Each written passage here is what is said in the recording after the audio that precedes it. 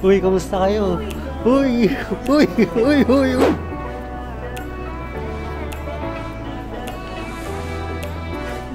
Guys, finally nakalampas na tayo sa immigration and sa final security check-in. So, papasok na tayo ng airplane. Ang ano natin is 5D lang. Malapit na. Medyo malapit lang ako eh. Lost Furukawa welcomes you to Bangkok, Thailand. So dito nyo pala ipipick up yung binook nyo sa Klook na SIM card. So guys, na-claim ko na ang ating Thaipat. Ayan. So ang pina-convert natin is 300 USD and ang nakuha natin is 10,470 baht. So by the way guys, dito based sa observation namin, same lang din halos yung conversion rate netong Super Rich tsaka Kasikorn Thai Exchange. Hi! Kaway-kaway kung may energy pa kayo.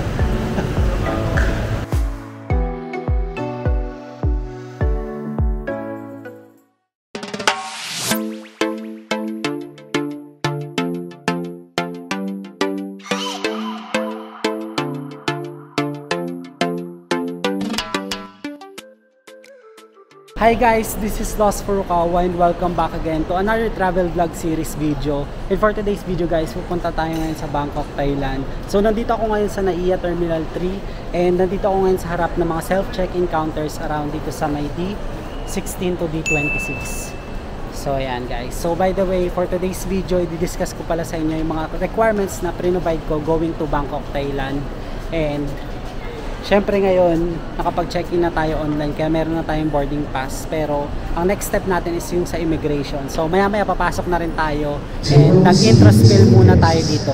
So this is my second time guys going back to Bangkok, Thailand and I'm very excited na ma-tour kayo kasi new adventures, new itineraries and new journey ang mape-present ko sa inyo dito sa travel vlog series dito sa Bangkok, Thailand. So guys, by the way, may mga kasama pala tayo sa travel na ito which is yung mga college friends ko. And sila ay nakapag-check-in na since hindi na nila pumasok agad sa immigration and ako kailangan ko pa mag-intro muna dito. Ngayon, dito ang sitwasyon sa NAIA Terminal 3 is wala masyadong tao. Ayan o, hindi gaano karami ang tao guys. And kung mapapansin nyo naman. Ayan. By the way guys, may kikwento nga pala ako ngayon.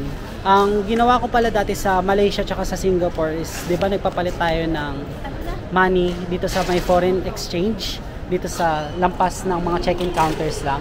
Ayan kung nakikita nyo. So ngayon, ang ginawa ko is nagpapalit muna ako ng peso to USD. So yun muna yung ginawa ko.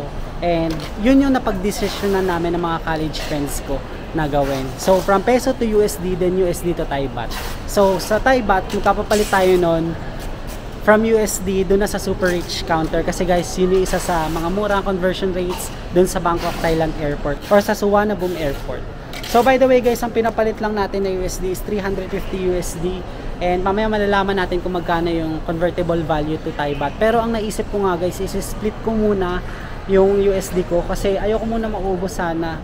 I mean yung isang bagsakan na papalit ng Thai baht, diba? So baka 300 lang muna ipapalit natin na USD, then tsaka na tayo magpapalit ulit ng another 50 USD sa may Central World o kaya sa MBK Center.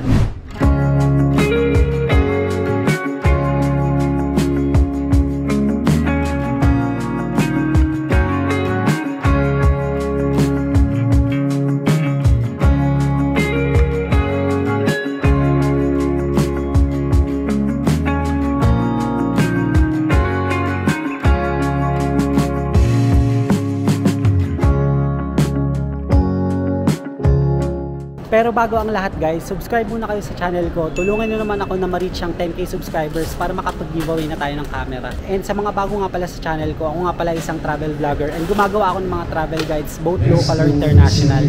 Kaya sa mga hindi pa nakaka-subscribe, subscribe na.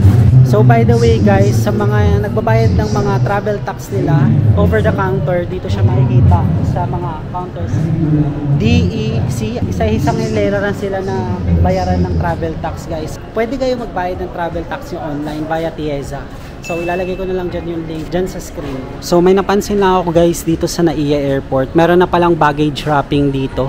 So sa Suvarnabhumi kasi guys, meron ding baggage wrapping sila doon. So dito meron na rin pala sa NAIA Airport. So nakakatuwa lang guys kasi medyo nag-i-improve na tayo kahit papano. So before tayo mag-proceed guys sa immigration, ang mga travel requirements pala na prepare ko before flight going to Bangkok is una yung syempre yung passport natin na may validity na 6 months, and also yung round trip plane tickets natin, and yung hotel booking confirmation. So bali guys, ang pag-stayan natin ay 2 hotel sa Bangkok. So I'm very excited na ma-share sa inyo yung aming mga accommodation na titirahan sa Bangkok, Thailand. So by the way guys, ang next is yung COVID-19 travel insurance. Nag-provide pa rin ako nun guys, and take note nyo to guys na hindi na siya mandatory, pero nire-recommend ko pa rin na mag-provide kayo ng travel insurance. Syempre para safe kayo sa travel nyo abroad, and also di ba mag-provide ng protection sa inyo in case na anything na mangyari sa inyo, like any accidents or ma-hospital kayo due to the foods, di ba? Next is yung vaccination certificate. So dala-dala ko pa rin siya.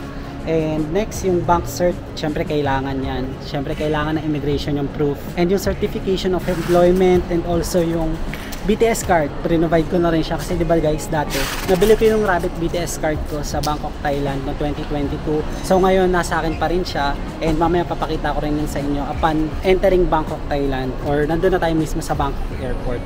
So next is yung travel itinerary, kasi important din yan sa mga immigration officer, lalong-lalo na sa mga first timers. So guys, dapat sa ulo nyo yung travel itinerary nyo para solid talaga and makapasa kayo sa immigration.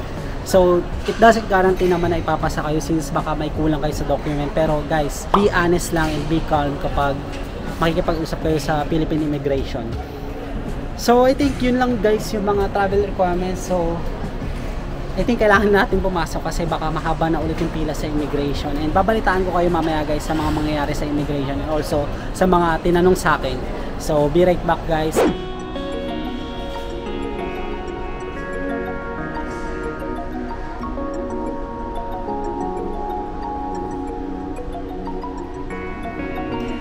A few moments later. Guys, finally nakalampas na tayo sa immigration and sa final security check-in, and wala na gaano tinanong sa akin guys. Tinanong lang kung kailan yung balik ko sa Pilipinas, and also kung saan ako nag-work. Yun lang, actually hindi na hiningi yung mga bank cert ko.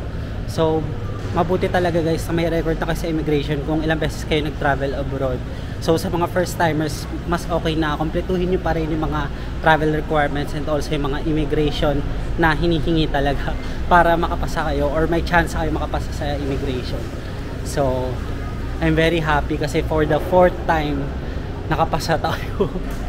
So ito na guys, papunta na tayo ngayon sa Bangkok, Thailand. Sobrang na-excite ako sa mga paggagalaan natin sa Bangkok. So let's go guys, kasi papunta na tayo sa ating boarding gate. So ang flight kasi is 1:25 AM I think.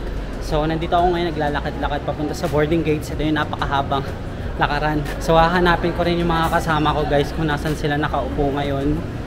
Pero I think nasa boarding gate 101 yung flight papunta sa Bangkok. So yun yung nakalagay sa boarding pass ko, sa boarding gate.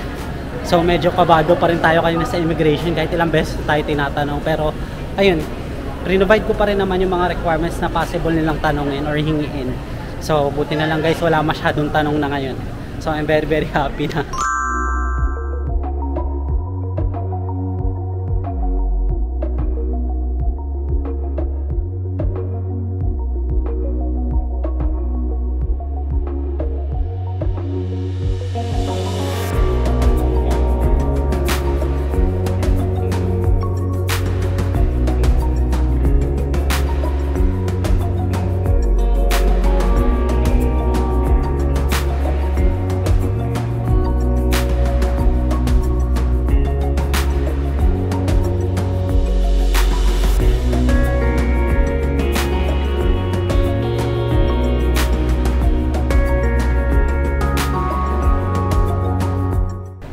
Kamusta naman kayo dyan?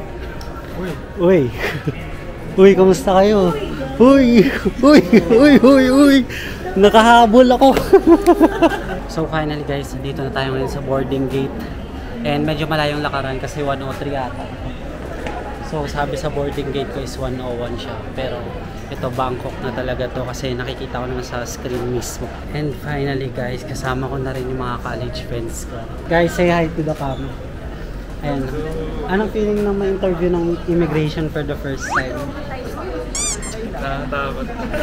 First time ko po ma-interview ng idol ko. Thank you po. So medyo matanong sa kanila yung immigration kasi guys ay first time pa lang nila mag-travel international.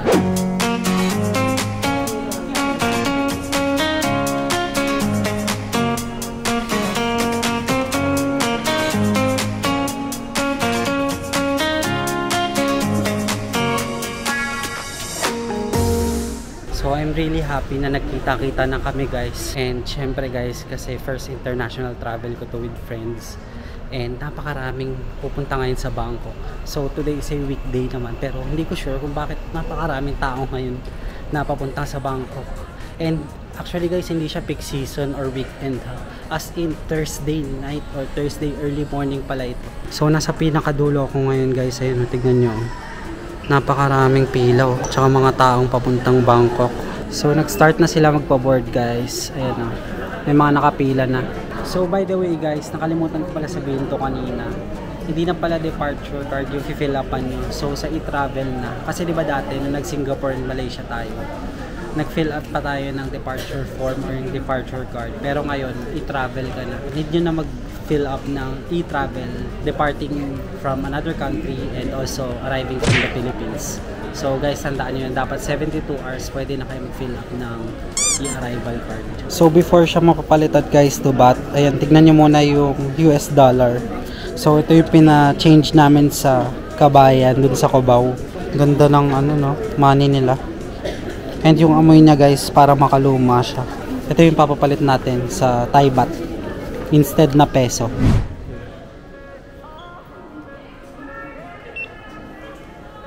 Okay.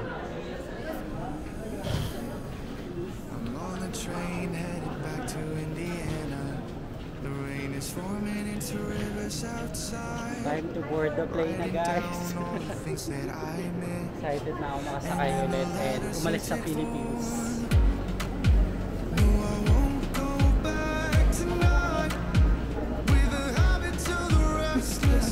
So ngayon lang ito nangyari guys, nasira ang kanilang tugtungan sa airplane and kailangan namin maglakad sa staircase papunta sa airplane. Grabe, first international travel to. Naglakad kayo pa staircase. Actually yan na yun mismo eh. Kaso nasira lang eh. No? Ito yung Sheraton no? Ganito rin. Nagano rin kayo stairs. So papasok na tayo ng airplane. Ang ano natin is 5D lang. Malapit na. Medyo malapit lang ako eh. Oh, dito na. So sayang guys, hindi tayo ngayon sa window seat. Ayan o. Dito tayo sa middle seat. So ang estimated flight time namin guys is 4 hours going to Bangkok, Thailand. And by the way, if alam nyo na to, sasabihin ko pa rin. So 1 hour difference yung Bangkok and Philippines. So kung dito 12 midnight na, sa kanila 11 PM pa lang.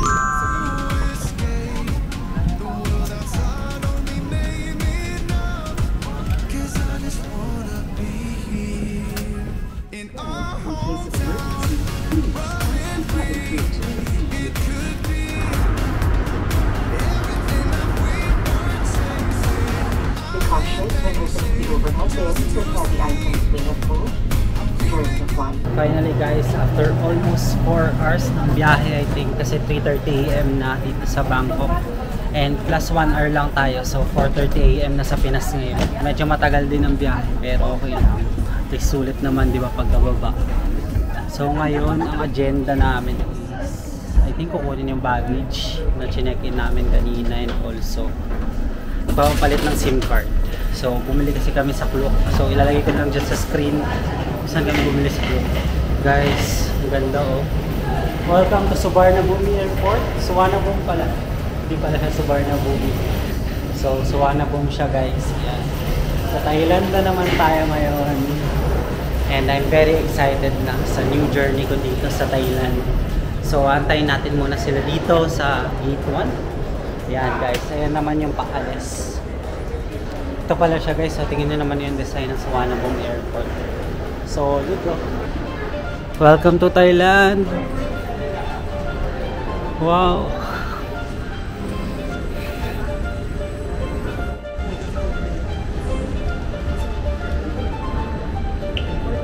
So yung chinek-in namin na baggage guys is kukunin daw sa Carousel 14. So medyo malayo pa yun guys kasi immigration muna tayo. Kaya nung nasa likod ko yung napakahabang mga walk-a-letters. Nandun sa pinakadulo yung immigration nila. Kung natatandaan nyo sa unang Bangkok vlog ko, nilakad natin yung napakahaba. So hindi naman kayo maliligaw dito guys kasi may mga sign naman sila. Ayan o, in English tsaka in Thai. I think Chinese ata yung isa. Lost Furukawa welcomes you to Bangkok, Thailand.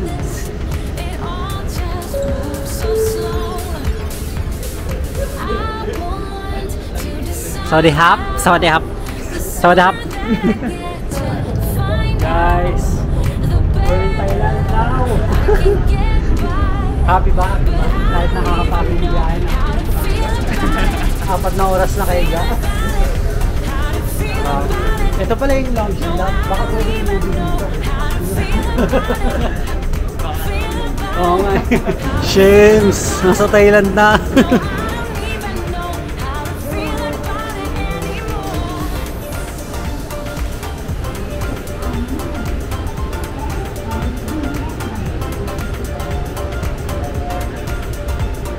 So, dala tayo sa kanilang immigration guys, and ang kinuha lang naman sa akin is yung boarding pass tsaka yung passport and also yung fingerprints.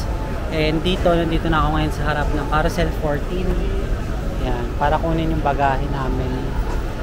So sila kasi naiwan pa sa immigration, so konti pa lang yung natapos, pero mabilis lang naman yung immigration dito, kaya mabilis lang matatatakan yung passport niyo.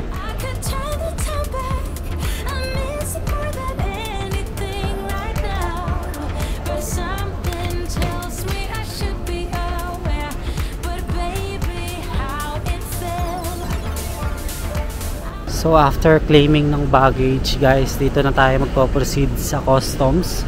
So ito yung last security check-in dito sa Suvarnabhumi Airport. So makakalabas na rin tayo dito sa kanilang mga security checkpoints. Yan, dito sa exit B. So sa tapat lang naman siya guys ng mga baggage. So after ng customs check-in, dito na kami sa tapat ng True 5G.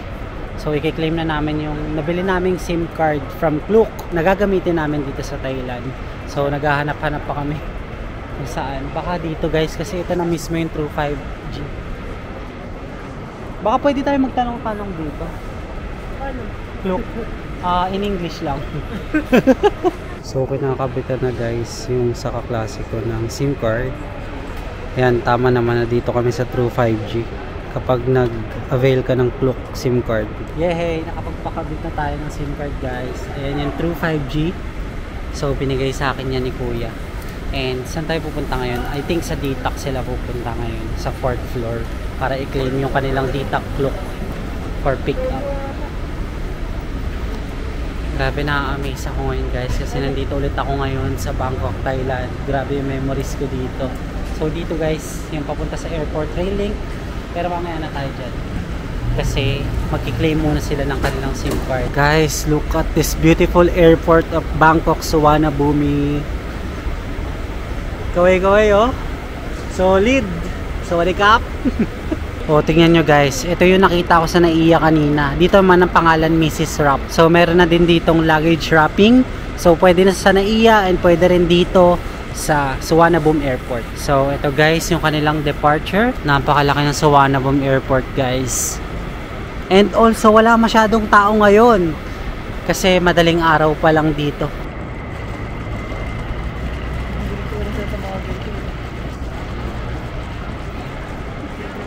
So dito nyo pala ipipick up yung binook nyo sa Klook na SIM card.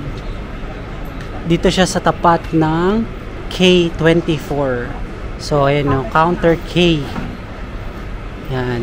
So magpipicture tayo dun mamaya guys sa mga photo ops nila. Pero ngayon yung mga agenda focus muna natin.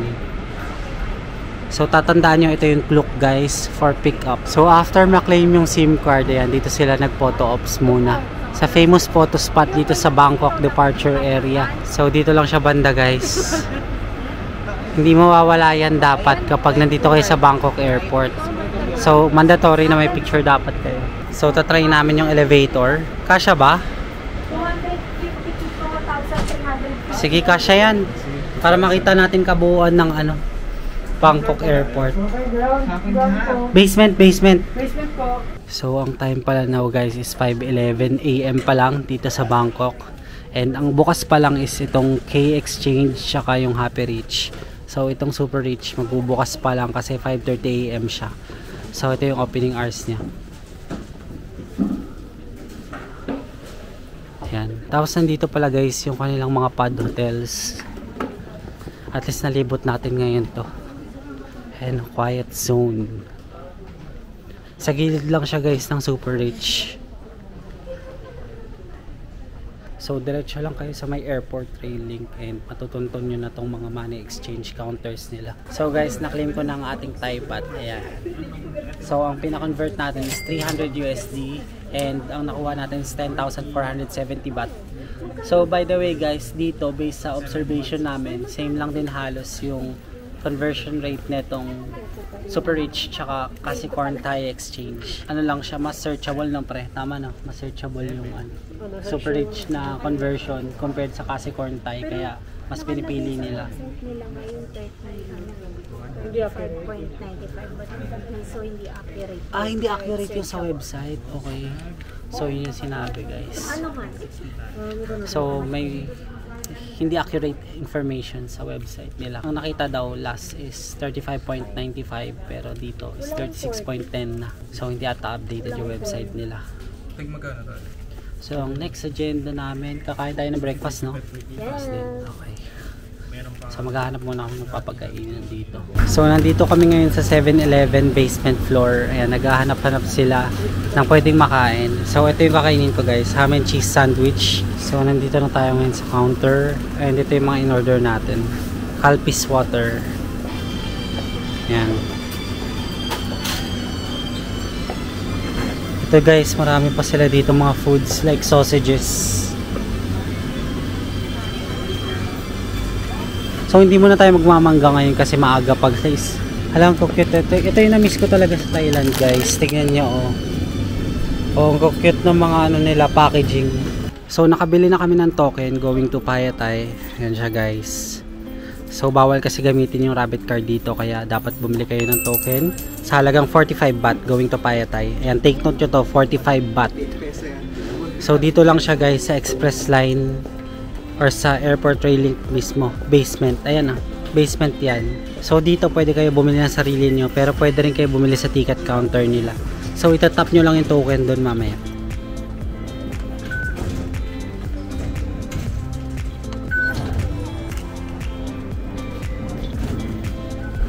So nakapasok na. Ayun pa yung mga kasama ko guys. So nandito na tayo ngayon sa platform 1 going to Phayatay. Yan, Suvarnabhumi or Suvarnabhumi Airport. So yung A1 pala si Suvarnabhumi, Lat Krabang, tsaka Bantapchang. Yan, marami pa guys. A8 pala si Phayatay. Yan, na-miss ko yung train station ng Bangkok. Tignan nyo naman oh. Ganda talaga guys ng train station.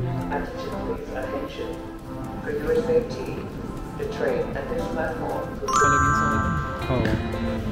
Ganda scale lang. Ito yung sa atin. Saan pa dito?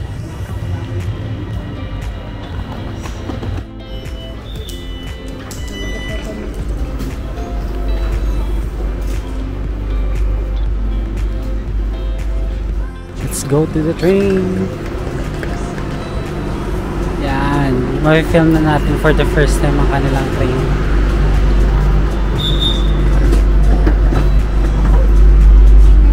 Welcome to LRT Dadaklang. Ito yung tsura ng train. So ito yung mga signboards going to Phayatay. Guys, feels good to be back talaga dito sa Bangkok. Na-miss ko ang Bangkok, Thailand.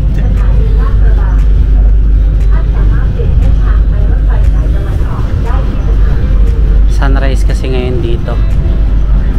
Ito yung city view.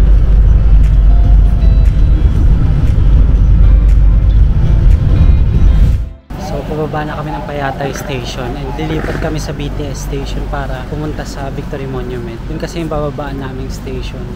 So medyo pagod-pagod na yun, antok na talaga kasi Medyo mahabang lakaran talaga ang gagawin dito sa bank. Pero let's go. Ayan, ito na yung pinakamahirap na part. May lift, mag-lift na lang tayo. So mag-elevator na lang tayo guys, pababa. Kasi napakaraming mga maleta nila. Ayan na. So yun na yung train going back to airport.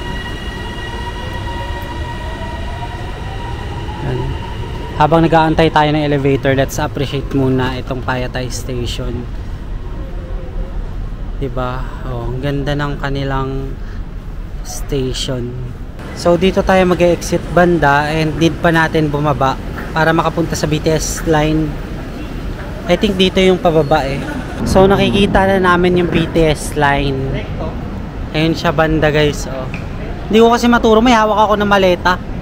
Kita nyo naman sa video siguro. To Payatay Road. Oh, naalala ko na. Ito yung dinaanan natin nung nag-Bangkok tayo last year. Ayan, Hotel Trans pala ito. Yung nasa gilid. Tingnan nyo guys yung mga bahay sa kanila. Oh, look at these beautiful buildings. Hi! Kaway-kaway kung may energy pa kayo. Yan, may mga kainan dito. Hua Seng Hong. Yan. Ito yung bilihan ng kanilang ticket and rabbit card. So dito tayo papasok sa part na to. Sir, excuse me, where's the Victory Monument? There? There? From here, we will go to Kukot. Yeah, thank you. Ano to eh? Ano mga station to? Payatay to, no? Pero Payatay to, pero ano lang, BTS line. Oh, sige. So medyo malapit na lang naman ang Victory Monument. Isang station na lang. Tama, no? Net. Isang station na lang, no? Pa Victory Monument. And guys, oh, tignan nyo naman yung kanilang station. Good morning, Thailand!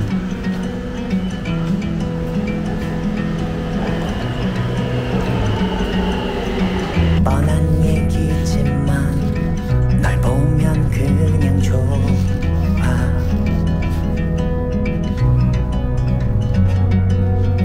매일 보고 싶어 함께 있는 순간들도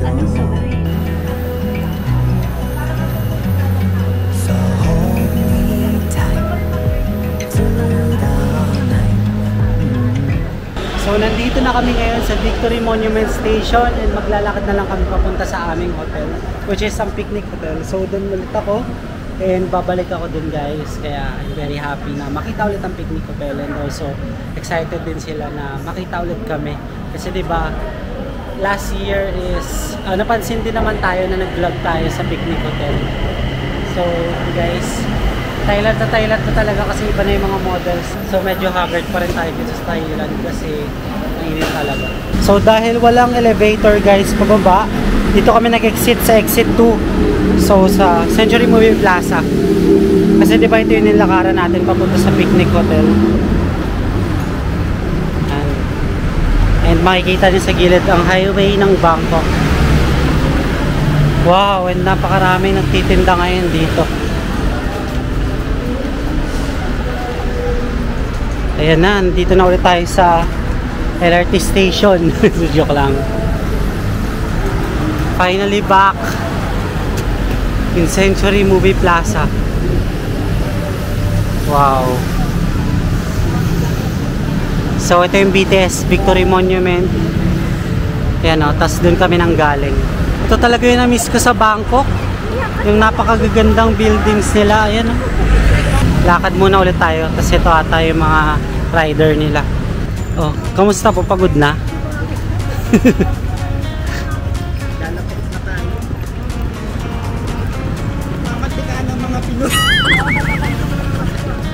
Mga hindi sanay sa lakaran. Ayan, pawis na pawis.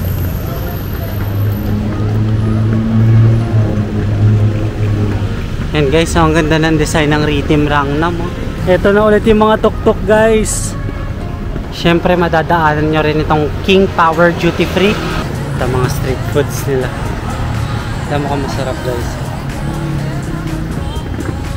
Wow. Hindi ako makapaniwala guys. Nasa Bangkok na ulit tayo.